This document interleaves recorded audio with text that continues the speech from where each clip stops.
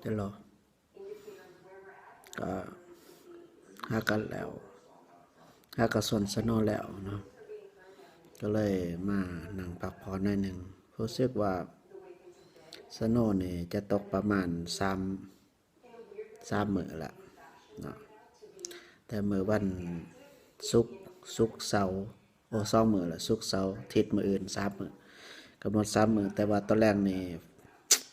คิดว่าสโนสิหยุดตกแต่ว่าฝนสิตกแทนเนาะก็คาดว่าวันจันทร์ก็สิไปสะดวกมาสบายเนาะวันจันทร์ค้านวันพุธ3 มื้อตามคาดการณ์ของกรมอุตุนิยมบอกไว้ว่าสิแดดเนาะแต่ว่าก็สิติดลบเนาะก็ในปี2016หรือว่าปี2559นี้ขอฝากไปถึงบุคคลทั่วไปที่กำลังเบิ่งคลิปวิดีโอนี้เนาะว่าทุกอย่างบ่แน่นอนคืออยู่แวนคูเบิร์เนี่ยแต่ปกตินี่